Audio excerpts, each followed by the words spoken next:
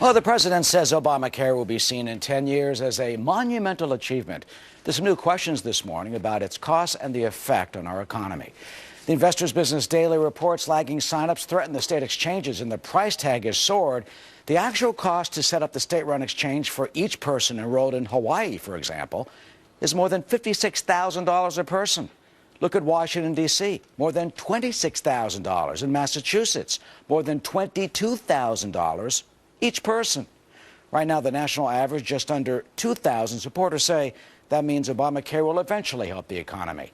But others argue the exchanges will face deficits and not enough people are signing up. Which is it? Republican Congressman Robert Pittenger of North Carolina joins us now. He's a member of the House Financial Services Committee, and he is in Sarasota, Florida. Congressman, welcome. Well, Eric, afternoon to you. Well, you know, the White House says the numbers that they want to try to reach this month are there. They say in time Obamacare will work. Do you agree? Well, the staggering numbers that you just listed, they haven't been able to reach their objective. They need 7 million people by the end of March. They're at less than 3.3 million people now.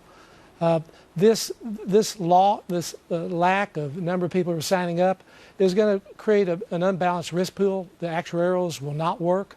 If they don't work, well, what happens? There are losses incurred by the underwriters. In the law, it's written in there that the American people, yes, the American taxpayer, will make up that difference. It's called a risk pool corridor. And those losses sustained by the failure of this plan will be the responsibility of the American people. Did they design it that way to spread out the cost to taxpayers? It wasn't intended, but they made the American taxpayer culpable for having to be there and support this failed system. You know, the CBO just came out and said that there's 2.3 million job losses over the next decade. What does that tell you?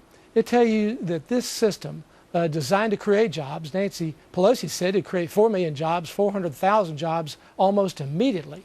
Now we're telling us we're going to lose jobs because people are disincentivized to work. They don't want to go work because they lose part of their subsidy.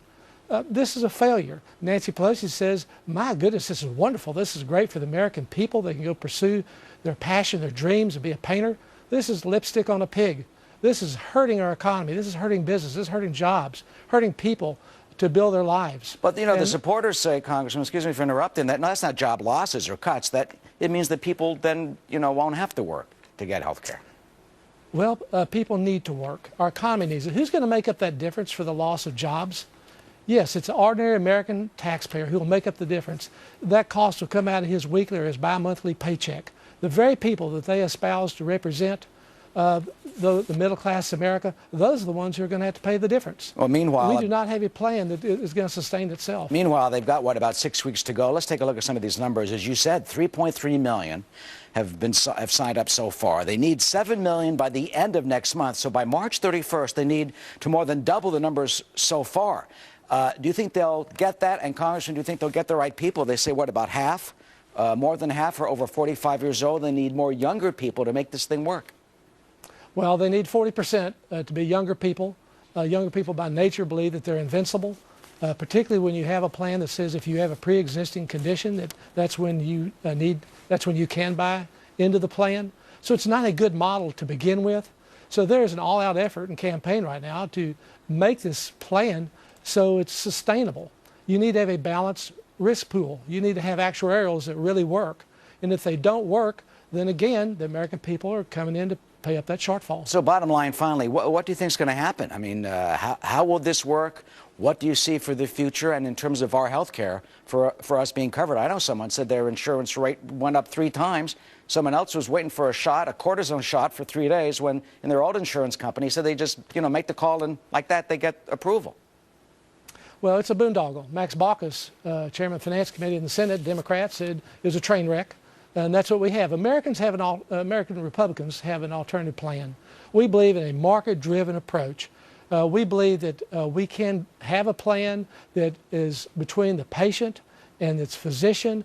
It is competitive between companies across state lines. It does cover a risk pool for those with a pre-existing condition. At the same time, it addresses the unwarranted litigation by attorneys who seek to pursue this for their own interest. You know, 30% of the tests performed by physicians today are done to protect themselves from litigation. We need a market-driven approach. A centralized planning has never worked. It's not working now. And that's why Republicans, again, will come forth with an alternative plan. Well, the Democrats and the White House says that it will work, and they say it's supporting it, and all systems go. So we'll see how it shakes out. Congressman Robert Pittenger. The numbers aren't working for them. All right. Thank you, Congressman. Thank you very much, You. as always.